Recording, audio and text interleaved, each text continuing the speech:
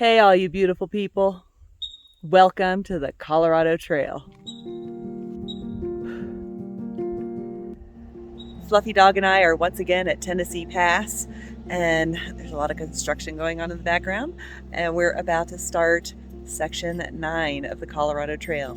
But we're going to run across the street real quick and look at this memorial. Okay, let's go. Whoop, faster.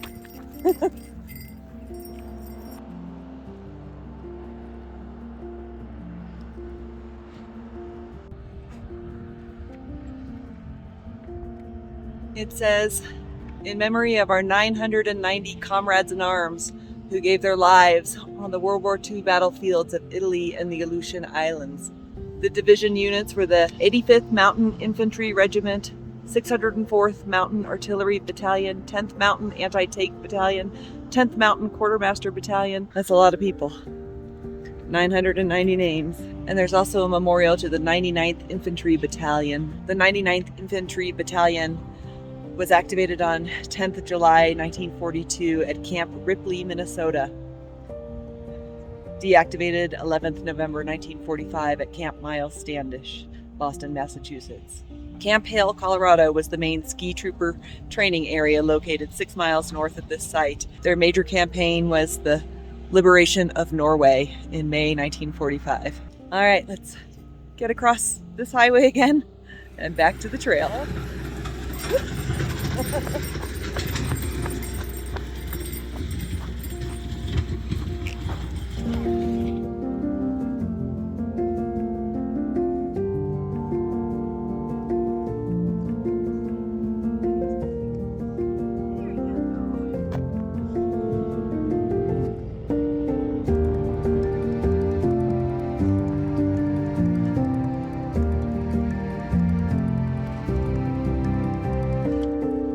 A short little walk down the parking lot, and we're at the official start of this segment, and I'm gonna get away from the highway because it's really noisy with the highway and the little construction happening back there.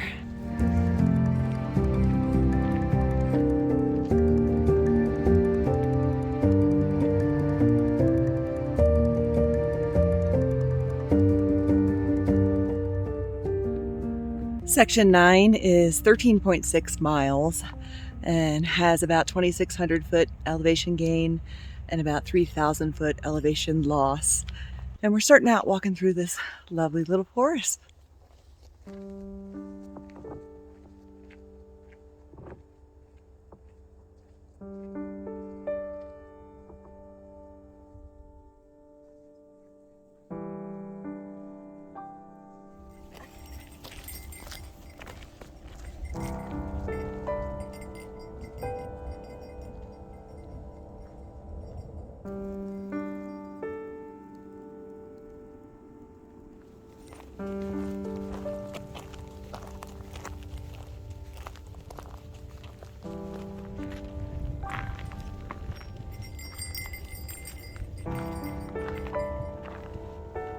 I think we've come along a little viewing spot.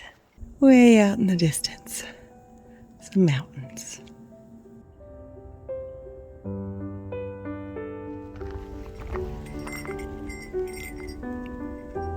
Morning, bridge out at bottom of hill. I strongly suspect whatever bridge we're about to come upon has probably been out for a while. That sign is not a new sign.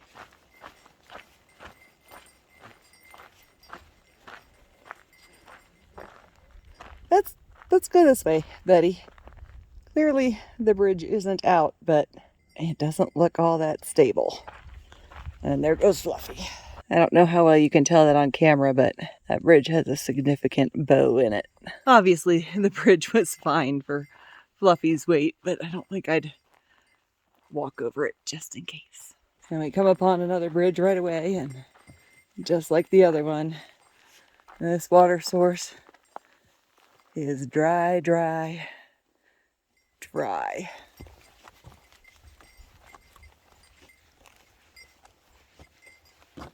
Yeah, no water down there, buddy. In the relatively short distance we've been on the trail so far, there's been tons and tons of whortleberries. So I've been snacking as we go along.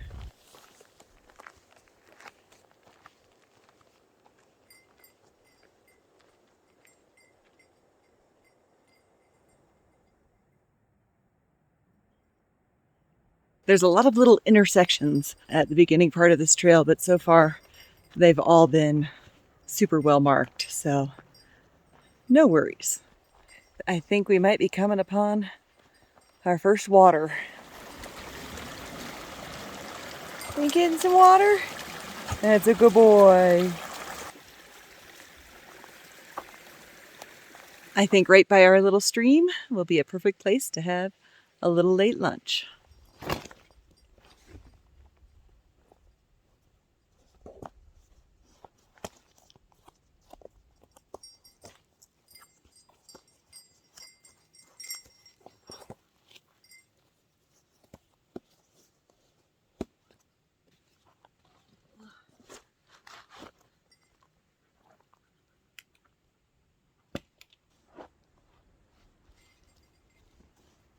As per usual, I am having prosciutto and brie, and Fluffy really wants some. Don't worry, I'm gonna share. This is not for you, at least not entirely.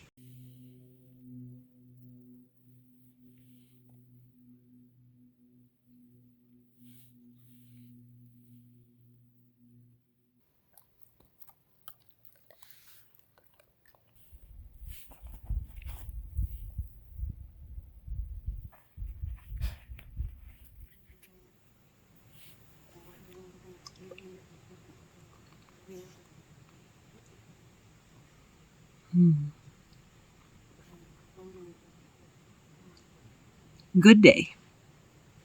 I got a pretty late start on the trail, so we're gonna be arriving in our campsite pretty late, I think. We've got 4.2 miles to go is our goal. Porcupine Lakes, and about 1,300 foot in elevation gain. So that's the part. For the 4 miles, no problem. The elevation gain is what slows me down big time. So we are going to carry on. So far, this hike has just been a lovely walk through the woods. Right around the corner from where we had lunch is another little bridge. And a beautiful little stream.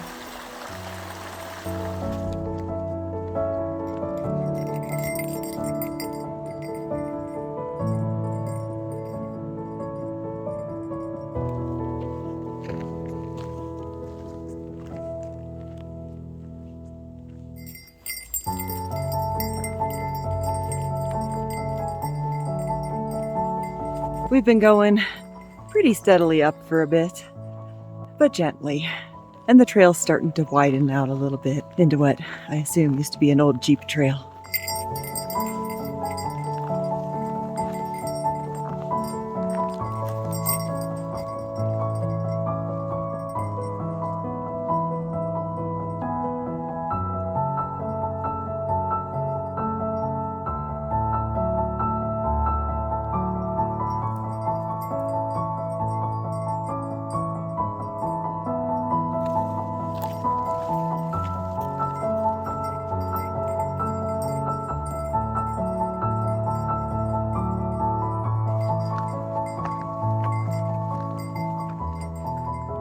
The trail up to now has been pretty much just hiking in the woods. Very, very pretty woods, but hiking in the woods. And it's opened up now into this gulch with lovely mountains all around.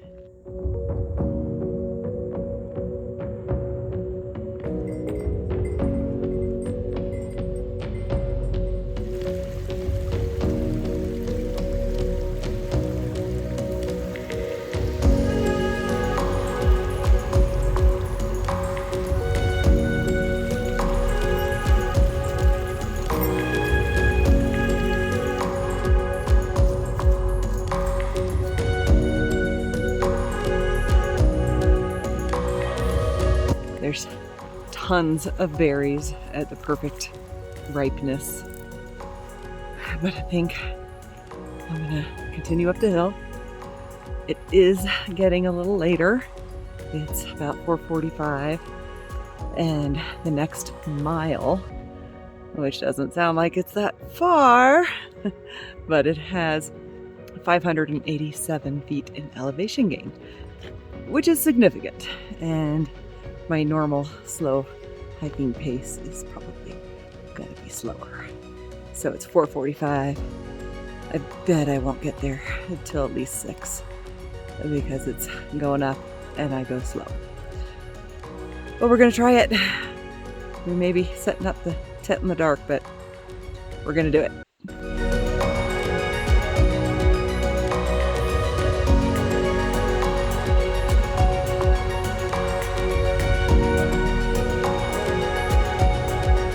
We're entering the Holy Cross Wilderness, which means Fluffy has to be on a leash.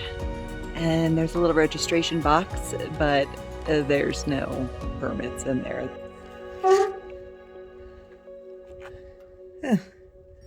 That's nice. The permits are all used, so I guess we won't be filling out a permit. And I think it's time to carry on. Gotta make some tracks.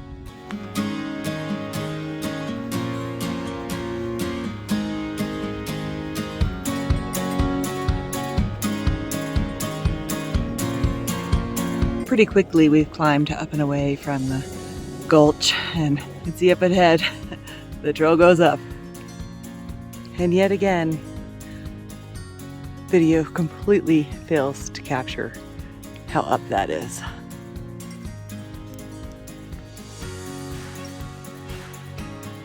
Is that an interesting smelling rock? All right, let's go. 0.5 miles to go. If Fluffy will keep going. You can do it. Let me give you a little boost. There you go. 0.35 miles to go. And Fluffy's stopping to snack on some horse poop. So pretty. Definitely gotta remember to look up now and again. At the top of a steep climb now. 0.3 miles to go. Whew. 0.2 miles to go. And still climbing.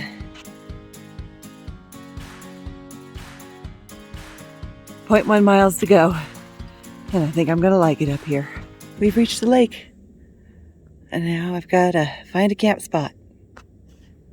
The lake is over there.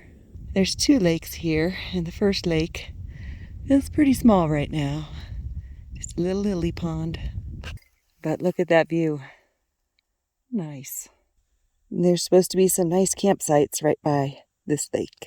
There's a path around the lake, and we walked all the way around the lake and found a camp spot on the far opposite side of the lake. There's actually a number of campsites here, and they're nice and secluded, so even if there were anybody here and there is not, which is lovely, you would have plenty of privacy. But check out my view. This is going to be my view at my tent door.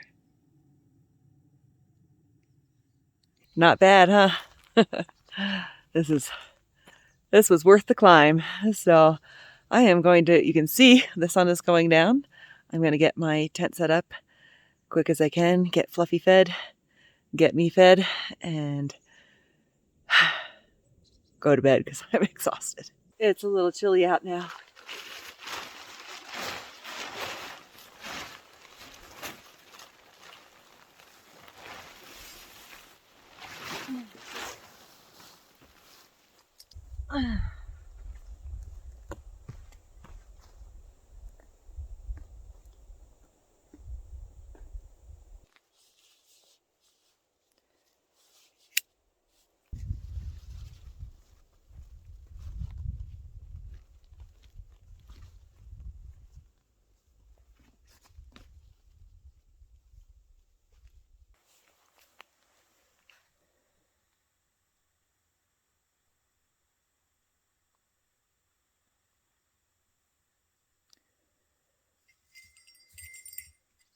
It is definitely a lot cooler now that the sun has calmed down. And before I start setting up everything inside my tent, I'm gonna get dinner cooking. So pretty out here. Just astounding. After the fiasco on Section 8, where my Soto Windmaster basically self-destructed and stopped working, I went back to Old Reliable, which is a heavier stove, but this thing is bomb-proof. This is a Snow Peak stove that is probably 30 years old, so that's what we're using.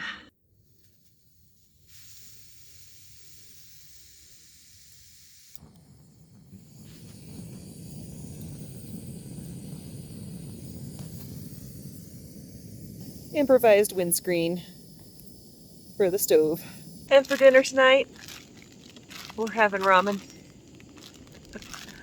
I was gonna fancy it up and put some dashi and shiitakes and some chicken packets and soy sauce and stuff in there, and I didn't get that prepared, so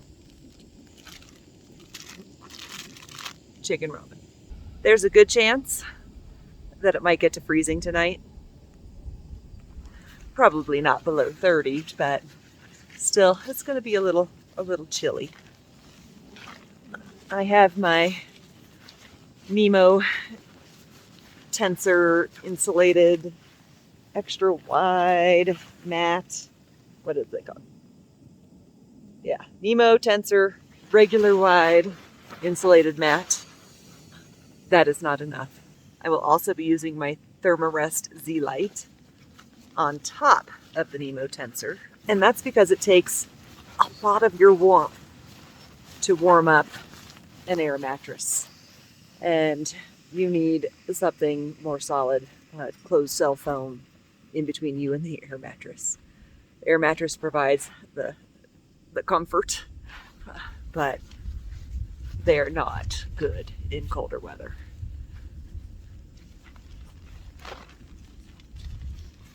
They also have a couple of flaws in that they can pop and you can be left without an air mattress. So I always bring a closed cell foam one too. This is such a great campsite. I don't have the camera pointed that direction so you can't see, but I'm very pleased.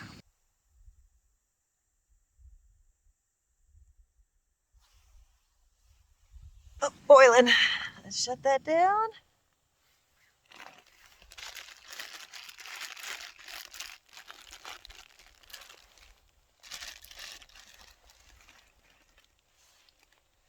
Try to do this without getting bits of ramen everywhere.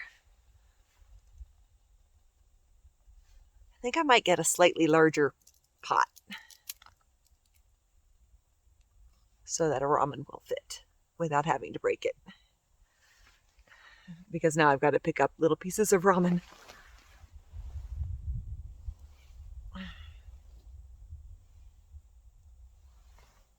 And then cover it for however long that takes. Super duper important. You will stay warmer if your closed cell foam pad is on top of your air pad. Now, obviously, my closed cell foam pad is not the full length of the air pad, but it still helps. Fluffy has the Thermarest Neo Air X Lite, and it's not insulated.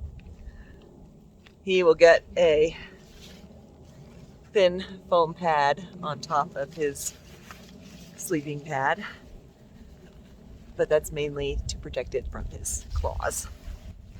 But it does provide a little extra insulation. And then he'll have his down blanket.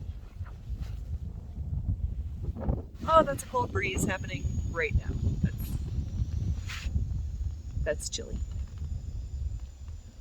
This obviously isn't winter camping, but it'll get cold. And I am a crazy cold sleeper. I get extremely cold when I sleep, even when it's relatively warm outside. So I bring all the things. My sleeping bag is a custom Enlightened equipment bag. This is a minus 10-degree bag, 950 fill. I forget what model it is, but it's the kind that zips all the way from top to bottom, so it can work as a true sleeping bag or as a quilt.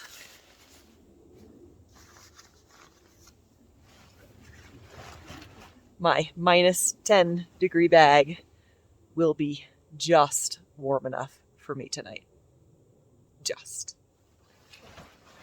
That tells you something about how cold of a sleeper I am.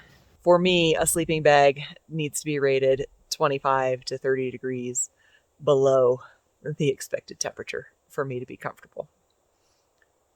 I mean, I won't die if it's not rated as that, but I won't sleep well. Let's check it. Oh, there's food in there too. Gotta check all my pockets to make sure that I haven't left anything that might entice a bear to come in the tent. Okay, I think we're good. I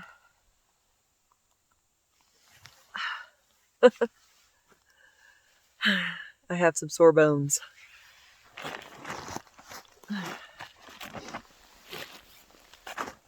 I have my bear line set up. My ramen is ready. And you certainly could eat this with a spork, but I think there's something a little special about eating ramen with chopsticks.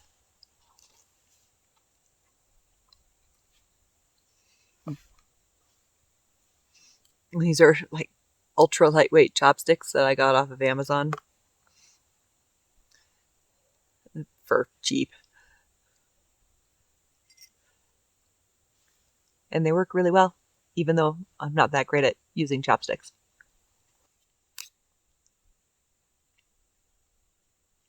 Gotta say, the ramen kind of hits the spot. I don't think I've ever made ramen as a trail meal, because it doesn't really seem like real food, but I think this is going to be pretty filling.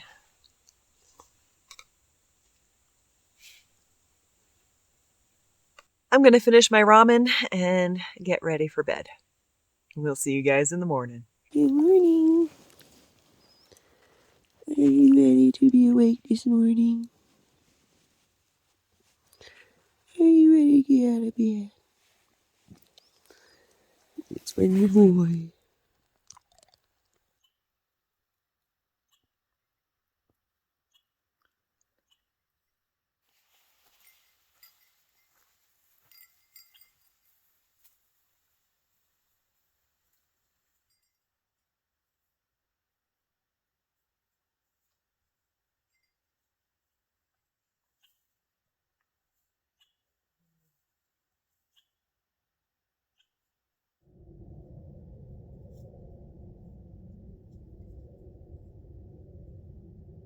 I am getting a pretty lazy start to the day, and that's okay. I'm not in any hurry. I had a Pop-Tart for breakfast this morning, which I probably won't do again. I hadn't had a Pop-Tart in years and thought, oh, that might be a good thing to have, and no, they're not good. So I won't be doing that again. But I suppose I ought to get my butt up out of this chair and probably start hiking. Where's your baby? There you go.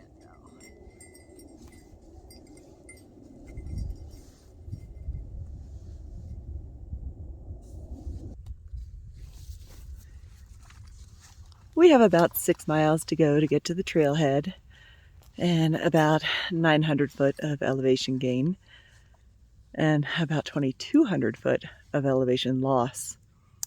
So we're going to do a little climbing this morning, but after that it should be a lot of downhill.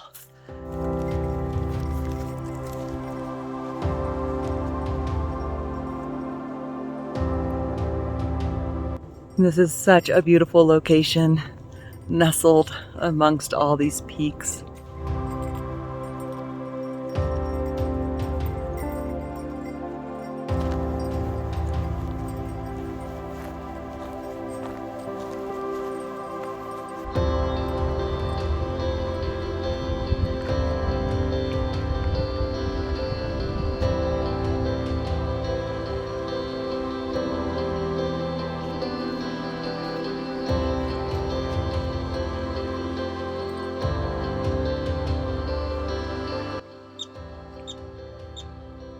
There's a very angry marmot right at the base of that big tree. Fluffy really wants to figure out where that marmot is, and he's close. That is where the angry marmot lives.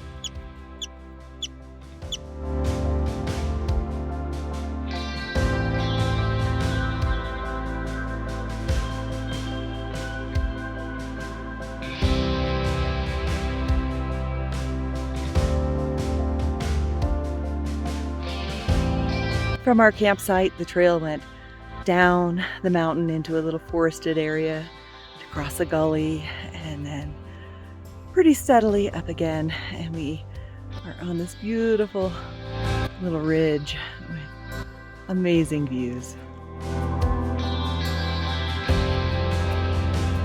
It's a little hazy, but there's some fall color starting to show up on the lower elevations back there. We are definitely going up. Trail's going up there. And I know, as usual, it doesn't look steep on the camera, but that's going up. And you have to remember that we're over 1,100 feet in altitude, so it takes your breath away.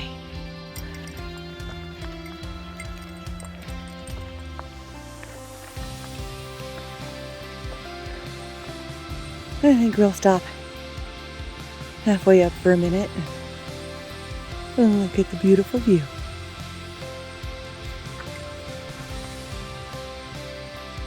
Okay, that was tough.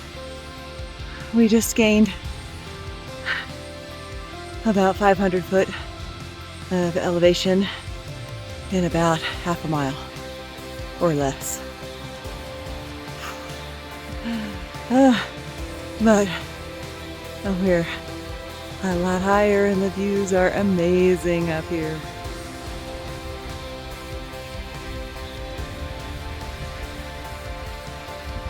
We are not, however, quite to the top of this ridge. 0.3 miles to go.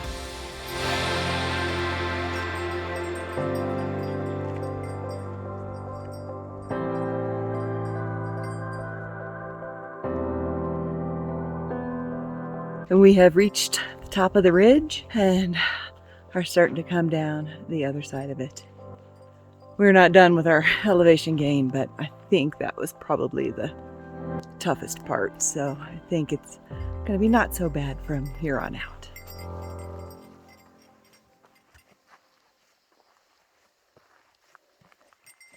Down, down, down we go. Water's been a little scarce just because of the time of the year, but we finally found a little spot. We're going to go down some more. So much of this trail has just been flanked by carpets and carpets of whortleberries. And that's not too surprising because they're a very common berry. But what's really awesome is so many of them are ripe. I just want to stop every 2 feet and pick some berries, but I would be out here for a week if I did.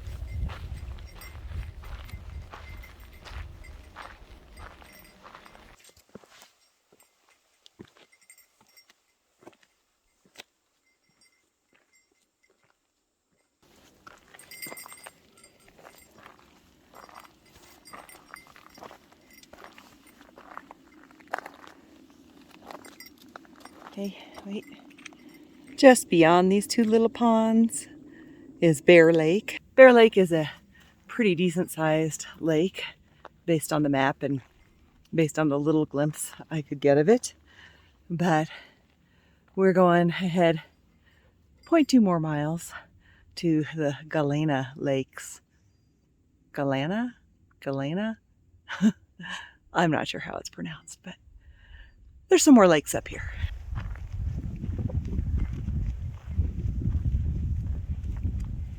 There are 2 Galena lakes. The first one's right next to the trail and sits underneath a lovely mountain, presumably Galena Mountain. The second one's just a short off-trail jaunt. It's a much bigger lake and looks much deeper. And my original intention was to fish here.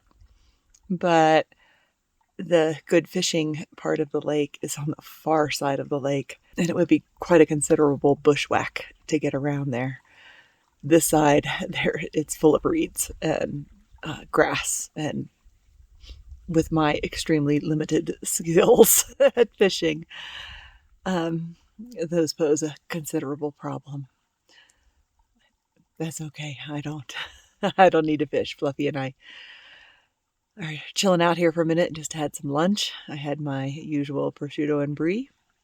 We don't have too much of the trail left, 2.8 miles, and as soon as I decide to get up off this spot, we will start on our way and finish the trail. And just down the trail is this lake, which definitely looks fishable, but I've already packed up all my stuff. I'm not taking the pack off again.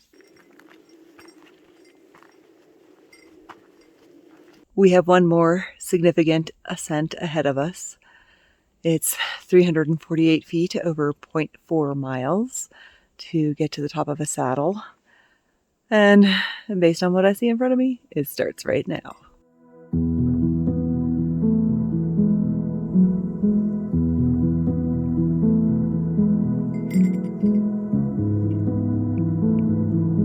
That's got to be it. I think that's the saddle. Yep, that's the saddle. Lovely views behind us, and it's all downhill from here. We're going downhill fast. I have my trekking poles out because my knees can't take downhill fast. Did you get your water? Good boy. You gonna get some more water?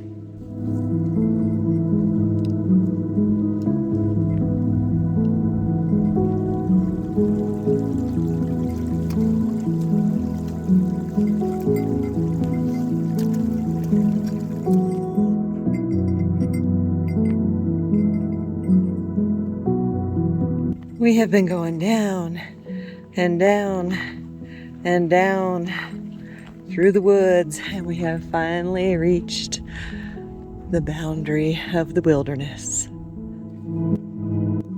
Fluffy can be free. It also means that we only have 1 mile left to go, and it's all downhill, 436 feet downhill to the car. I did the same thing with the car that I did in segment 8, which is I parked it at the end of the trail and then took a cab to Tennessee Pass, and that worked out really well. It's very convenient. It's important to note that the trailhead at the end of this section actually has a pretty small parking area.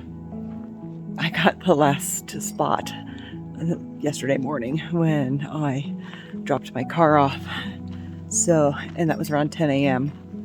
So if you're going to drop your car there, you may want to come earlier than that. It's a weekday, and it was still difficult to get a spot.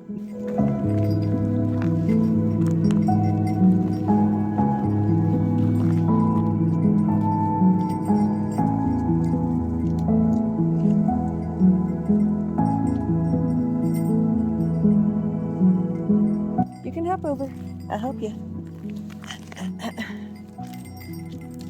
There you go. Good boy.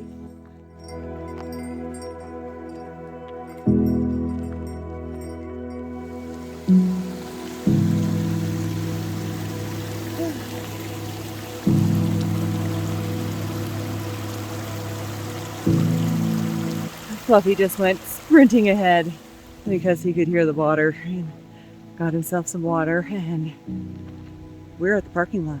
Looks like there's actually a few spaces today, and it's Friday. Hi, hop in. Good boy. Hop in. Hop in. I'll help you. Good boy. 1, 2, 3. Oh, that was awkward. Good boy. Oh my goodness. Are you exhausted? Are you exhausted? Well, that's it for this time. We have completed section 9 of the Colorado Trail, and now it's time to drive home. We'll see you guys next time.